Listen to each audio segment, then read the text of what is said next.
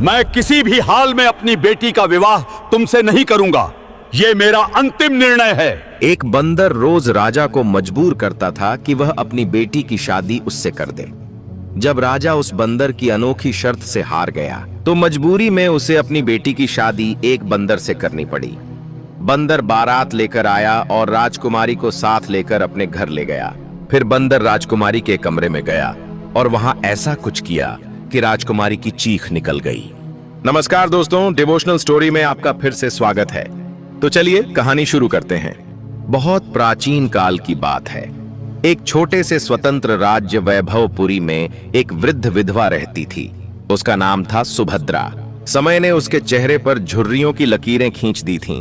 कंधे थोड़े झुक गए थे, पर आंखों में एक अदम्य जीवन ज्योति अभी भी टिमटिमा रही थी। जीवन साथी का साया बहुत पहले ही उठ चुका था और ईश्वर ने संतान का सुख नहीं दिया था। अपने एकांत जीवन में वह जंगल से लकड़ियां एकत्र करती, उन्हें बांधकर गठरी बनाती और नगर के बाजार में बेचकर अपना गुजारा चलाती थी। उसकी कुटिया नगर के बाहरी छोर पर एक पुराने बरगद के पेड़ के पास थी, जिसकी दीवारें मिट्टी की थीं और छप्पर घास फूस का। एक शरद ऋतु की धूप भरी दोपहर थी। सुभद्रा हमेशा की तरह कालिदास वन में लकड़ियां चुन रही थी। सूरज की किरणें पेड़ों की घनी पत्तियों के बीच से छनकर जमीन पर नृत्य कर रही थीं। थकान से उसकी कमर टूट रही थी। तभी अचानक ऊपर पेड़ की डाल पर हलचल हुई। सुभद्रा ने डरते हुए ऊपर देखा। एक अद्भुत दृश्य उसकी आंखों के सामने था। एक बंदर, पर कोई साधारण बंदर नहीं। उसके शरीर का रूप सुनहरे भूरे रंग का था। गर्दन के चारों ओर सफेद फर की एक प्राकृतिक माला सी बनी थी और वे आंखें अविश्वसनीय रूप से बुद्धिमान और करुणामय लग रही थीं, मानो किसी मनुष्य की आत्मा उनमें वास करती हो। वह बंदर धीरे से नीचे उतरा। सुभद्रा स्तब्ध रह गई, डर के मारे वहां जमी रह गई। पर बंदर ने कोई हिंसक हरकत नहीं की। उसने धीरे से जमीन पर बिखरी लकड़ियों को उठाना शुरू कर दिया और एक जगह इकट्ठा करने लगा। फिर उसने बड़ी ही कुशलता से एक मजबूत लताड़ी तोड़ी और लकड़ियों को बांधकर एक गठरी बनाने लगा। सुभद्रा की जिज्ञासा डर पर भारी पड़ी। वह धीरे से पास गई। बंदर ने उसकी ओर देखा और अपनी आंखों में एक अजीब सी कोमलता लिए मुस्कुरा दिया, मानो कह रहा हो, डरो मत, मैं तुम्हारा मित्र हूँ। अवाक सुभद्रा बोल उठी, हे भगवान, तू कौन है? तू तो कोई साधारण जीव नहीं लगता। बंदर ने कोई उत्तर नहीं दिया, बस अपना काम जारी रखा। सुभद्रा का हृदय द्रवित हो उठा। उसने बैठकर बंदर को लकड़ियां बांधते देखा। अचानक उसके मुंह से निकल पड़ा, बेटा, तू कितना अच्छा है, मेरी इतनी मदद कर रहा है। काश मेरा भी अपना कोई पुत्र होता, तो मुझे बुढ़ापे में यह दर-दर की ठोकरें न खानी पड़ती, यह जीवन का बोझ अकेले न उठाना पड़ता। यह सुनते ही बंदर ने काम रोक दिया। उसने सुभद्रा की ओर देखा। उसकी चमकदार आंखें अचानक नम हो गईं। उसने धीरे से अपना हाथ बढ़ाया और सुभद्रा के झुर्रियों भरे हाथ को छुआ। फिर अपने सीने पर हाथ रखकर और सुभद्रा की ओर इशारा करके बोला, कुकुकू, मानो वह कह रहा हो, मैं तुम्हारा बेटा बन सकता हूँ। सुभद्रा की आंखों से आंसू की 2 बूंदें गिर पड़ी। उसने बंदर के सिर को सहलाया। अरे मूर्ख, तू तो जानवर है, मैं मनुष्य हूँ, पर तेरे इस प्यार के लिए धन्यवाद।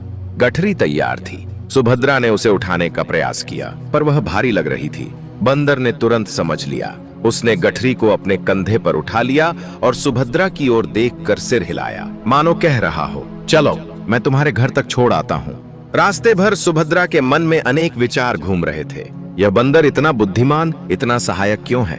क्या यह कोई देवदूत है या फिर कोई शापित प्राणी? घर पहुंचकर बंदर ने गठरी धीरे से उतारी। सुभद्रा ने कहा, बहुत बहुत धन्यवाद बेटा, अब तू जा। तेरी इस मदद के लिए ईश्वर तुझे सुखी रखे। पर बंदर नहीं गया। वह कुटिया के द्वार पर बैठ गया और सुभद्रा की ओर ऐसे देखने लगा मानो कुछ कहना चाहता हो। सुभद्रा ने अंदर जाकर थोड़ा पानी पिया और लौटी तो बंदर वहीं था। उसने फिर से प्रयास किया, जाओ बेटा, तेरे जंगल के साथी तुझे ढूंढ रहे होंगे। तभी बंदर ने एक अद्भुत कृत्य किया। वह सीधा खड़ा हुआ, दोनों हाथ जोड़कर सुभद्रा के सामने नतमस्तक हो गया। फिर बिल्कुल स्पष्ट और मधुर मानवीय स्वर में बोला, माँ, मुझे अपना लो, मैं यहीं रहूंगा, मैं तुम्हारी सेवा करूंगा। मेरा कोई नहीं है, तुम्हारा भी कोई नहीं है, हम एक दूसरे के हो जाएं। सुभद्रा स्तब्ध रह गई। उसका शरीर सिहर उठा। बंदर बोल सकता था, न केवल बोल सकता था, बिल्कुल उसकी वाणी में इतनी मार्मिकता, इतना दर्द था कि कोई भी हृदय द्रवित हो उठता। आंसू उसकी आंखों से बह निकले। उसने बिना कुछ सोचे समझे आगे बढ़कर बंदर को गले लगा लिया। हाँ बेटा, हाँ, तू अब मेरा ही है, मैं तेरी माँ हूँ। उस दिन से बंदर, जिसे सुभद्रा ने सोनू नाम दिया, उसकी कुटिया में रहने लगा। और सचमुच वह कोई साधारण बंदर नहीं था। वह सुभद्रा के सारे कामों में हाथ बंटाता। जब वह थक कर लौटती तो वह उसके पैर दबाता, पानी का घड़ा भर लाता, भोजन बनाते समय चूल्हे में आग जलाता, रात को सुभद्रा के पैरों के पास सिर रखकर सो जाता। धीरे धीरे सुभद्रा के एकांत जीवन में खुशियों की रोशनी फैलने लगी। 1 वर्ष बीत गया। सोनू और सुभद्रा के बीच एक गहरा अटूट बंधन बन चुका था। एक दिन संध्या के समय दोनों कुटिया के सामने बैठे चांदनी का आनंद ले रहे थे।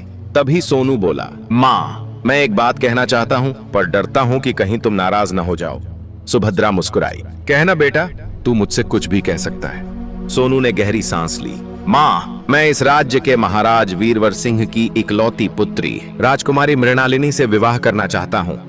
सुभद्रा का मुंह खुला का खुला रह गया। क्षण भर के लिए उसे लगा कि उसके कानों ने सही सुना है या कोई भ्रम है। फिर वह ठहाका मारकर हंस पड़ी। अरे मूर्ख बेटे, यह कैसी हंसी की बात करता है? तू बंदर है और वह राजकुमारी, यह तो हो ही नहीं सकता। राजा तो तुझे देखते ही तीर से मार गिराएगा। सोनू का चेहरा गंभीर हो गया। वह सुभद्रा के पैरों पर गिर पड़ा और हाथ जोड़कर बोला, माँ, मैं जानता हूँ यह असंभव लगता है, पर मेरी यही इच्छा है। तुम्हारे चरणों की दया है, केवल एक बार राजा के पास जाकर मेरा प्रस्ताव रख दो। यदि वह मना कर दे तो मैं जीवन भर इसका जिक्र भी नहीं करूंगा। माँ, यह मेरी अंतिम इच्छा है।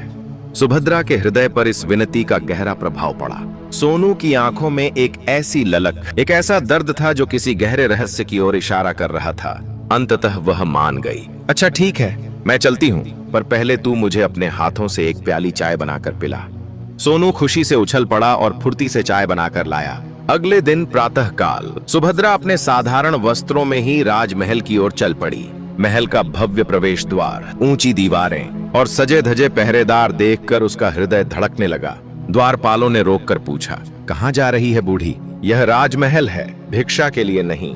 सुभद्रा ने हाथ जोड़कर कहा, भैया, मुझे महाराज से एक अत्यंत जरूरी बात करनी है, कृपया अंदर जाने दो। पहरेदार हंसे। तुझ जैसी अनगिनत औरतें रोज महाराज से जरूरी बात करने आती हैं, जा यहां से। पर सुभद्रा ने हार नहीं मानी। वह लगातार विनती करती रही। अंततः एक वृद्ध द्वारपाल को दया आ गई और उसने उसे अंदर जाने दिया। दरबार का दृश्य आंखों को चकाचौंध कर देने वाला था। सिंहासन पर महाराज वीरवर सिंह विराजमान थे। चारों ओर मंत्री, सामंत और सैनिक खड़े थे। सुभद्रा कांपते हुए आगे बढ़ी और सिंहासन के सामने घुटनों के बल बैठ गई। राजा ने कड़क स्वर में पूछा, कौन हो तुम और क्या चाहती हो? सुभद्रा का गला सूख रहा था। वह बोली, महाराज, मेरा नाम सुभद्रा है। मैं एक गरीब विधवा हूँ। मेरी एक विनती है, पर कहने में बड़ी लज्जा आती है। डरो मत, स्पष्ट कहो, राजा ने कहा। सुभद्रा ने साहस बटोरा। महाराज, मेरा एक पुत्र है। वह इंसान नहीं है, वह एक बंदर है। दरबार में सन्नाटा छा गया। फिर कुछ लोग मुस्कुराने लगे, कुछ हंसने लगे। राजा के माथे पर बल पड़ गए। सुभद्रा ने आगे कहा, उसकी यह इच्छा है कि वह आपकी पुत्री राजकुमारी मृणालिनी से विवाह करे। मैं उसी के कहने पर यहाँ आई हूँ। कृपया इस रिश्ते को स्वीकार कर लें। एक पल के लिए पूरा दरबार स्तब्ध रहा। फिर राजा का क्रोध भयंकर रूप में फूट पड़ा। वह गरजते हुए उठ खड़े हुए। क्या कहा? एक बंदर? मेरी मृणालिनी का विवाह एक बंदर से? पागल हो गई है बुढ़िया, तेरे दिमाग में कीड़े पड़ गए हैं क्या? उन्होंने हाथ के इशारे से सैनिकों को आदेश दिया, इस पागल औरत को यहाँ से बाहर फेंक दो और इतना धक्का दो कि दोबारा महल की तरफ मुंह करके भी न देखे। सैनिकों ने क्रूरता से सुभद्रा को पकड़ा और महल की सीढ़ियों की ओर घसीटा। वह गिरती पड़ती, चिल्लाती हुई सीढ़ियों से लुढ़कती चली गई। उसके शरीर पर कई चोटें आईं, हाथ पैर छिल गए, सिर से खून बहने लगा। रोती बिलखती वह अपनी कुटिया की ओर लड़खड़ाते हुए चल पड़ी। जैसे ही सोनू ने उसे देखा, उसकी आंखें आग बन गईं। वह दौड़कर आया और सुभद्रा को सहारा देकर अंदर ले गया। सुभद्रा ने क्रोध और पीड़ा से भरकर एक लकड़ी का डंडा उठाया और सोनू पर वार करते हुए चिल्लाई, देख लिया ना तेरा किया? तेरी इस मूर्ख इच्छा ने मेरी जान ले ली। मारे मारे फिरा दिया उन लोगों ने। काश मैं तेरी बात न मानती। सोनू ने डंडे के 2-3 बार सहन किए, फिर आंसू भरी आंखों से सुभद्रा से लिपट गया। माँ, मेरी प्यारी माँ, माफ करना, घबराओ मत, यह सब ठीक हो जाएगा।